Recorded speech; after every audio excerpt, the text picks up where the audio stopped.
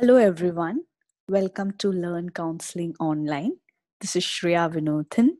I hope all of you are safe and are doing well. In today's video, I'll be speaking in length about the nature of humanistic therapy. So, let's get started. All right. So, humanistic therapy focuses upon the fact that every individual has his own unique potential and abilities. All right. So, this school of therapy is based on a school of thought known as humanistic psychology. And this school of thought believes in the idea that every human being is innately good by nature. So, the aim or the goal of humanistic therapy is to help individuals to, fulfill their unique potential through personal growth. So, like unlike other therapies, it does not focus on what is wrong with people. Instead, it helps people to overcome different difficulties by focusing more on their strengths rather than their weaknesses. Also, this kind of therapy emphasizes on the whole person, that is looking at an individual as a whole rather than merely focusing on specific parts of an individual's life and forming judgments based on that. Now, there are 5 main types of humanistic therapy, namely client-centered therapy, existential therapy, Gestalt therapy, Logotherapy, and narrative therapy. So I'll be looking into each one of them in detail. Client-centered therapy. Now, this kind of therapy approves a non-directive approach, which means that in such a therapeutic situation, the counselor will not pass any kind of judgments on the thought processes or the feelings of the client. Okay, that's why I have written the point, that is no judgments.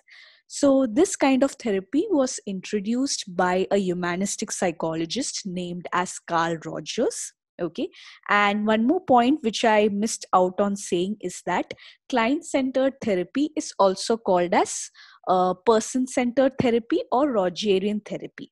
All right.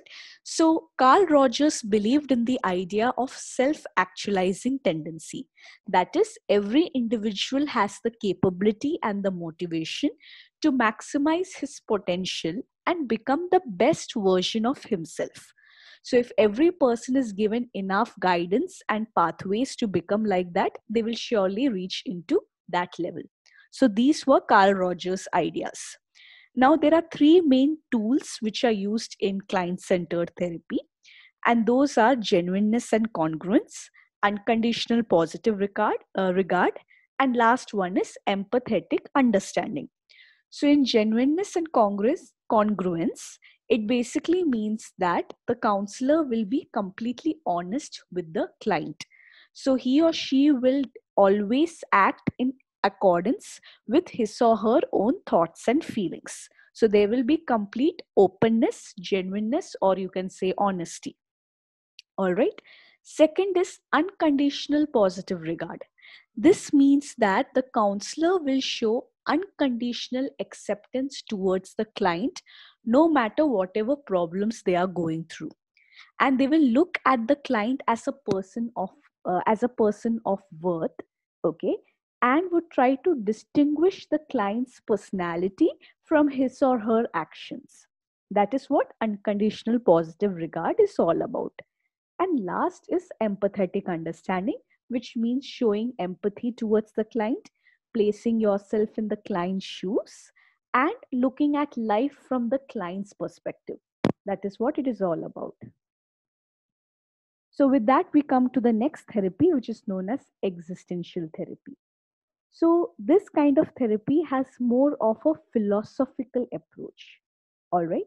So, in this kind of therapy, the counselor encourages the client to look at his or her position in the entire universe, and also motivates the client to find meaning in one's life. So, that is what existential therapy is all about.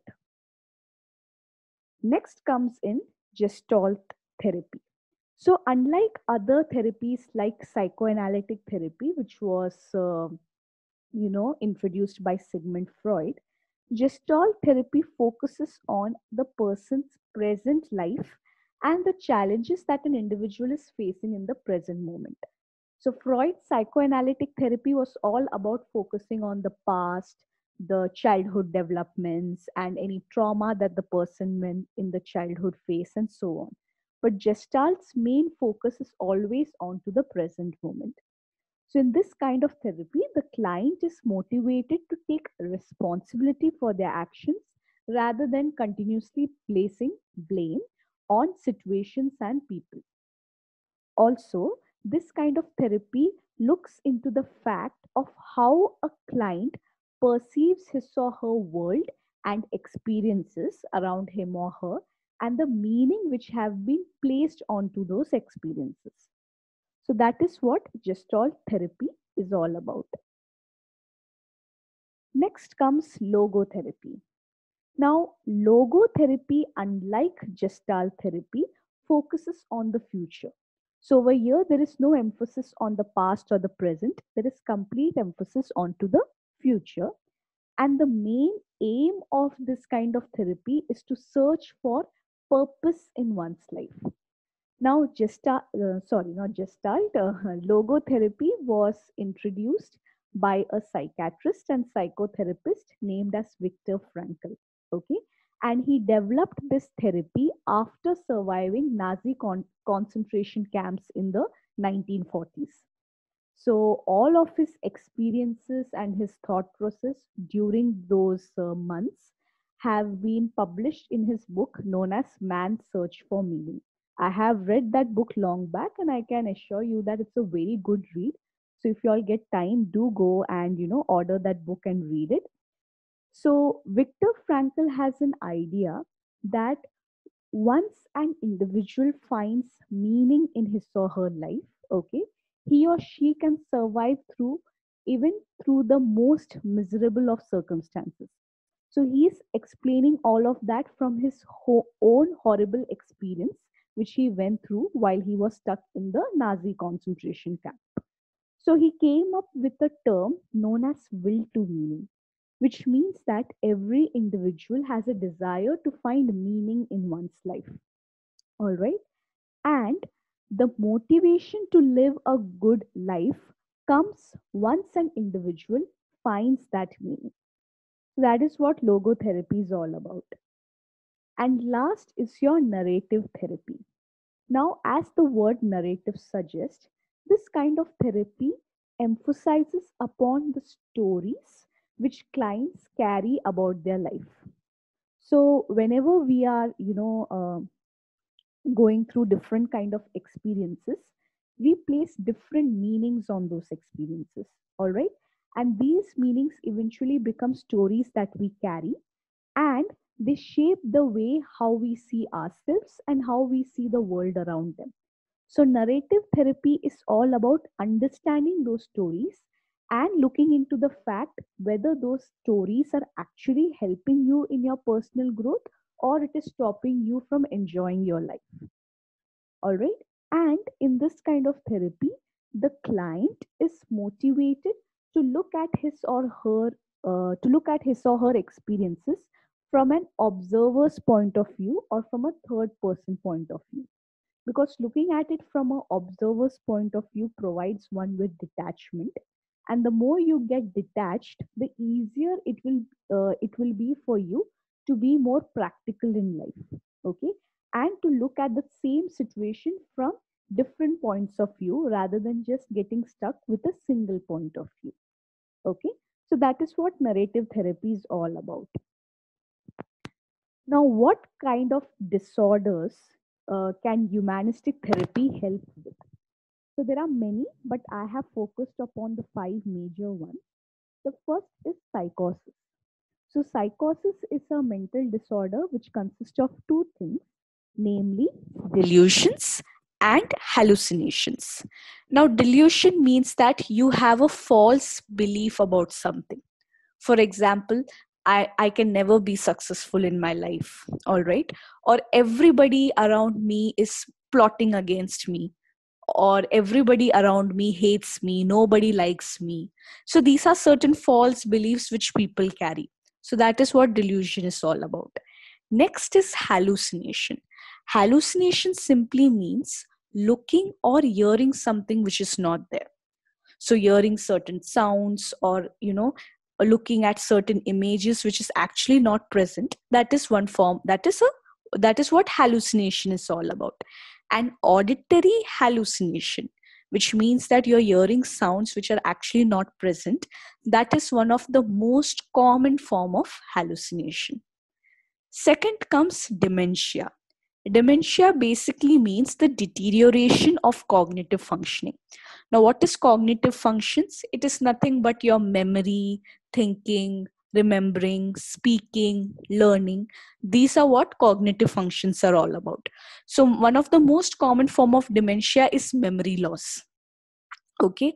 Or over time you find it difficult to speak the right words, or you find it difficult to do multiple things at a time to complete one task. Alzheimer's is also one form of dementia, which is again related to memory loss. So that is what dementia is all about. Third is panic disorder. Panic disorder basically means that a person experiences intense and recurrent panic attacks. Recurrent basically means that it keeps coming back again and again. So that is what panic disorder is all about. Next is relationships problems. It's very self-explanatory, easy to understand. And the final one is trauma. So any psychological or physical or emotional trauma which a person has gone through. So humanistic therapy can help the person to overcome that. So these are the 5 major psychological disorders which humanistic therapy can help a person to overcome. Okay. So yes, with that, we are done with today's video. Thank you so much for listening to this video, and I hope that you were able to understand all the major pointers which I've explained in this video. I'll be coming back with a new video very soon, probably by next week. Till then, goodbye. Have a nice day and take care.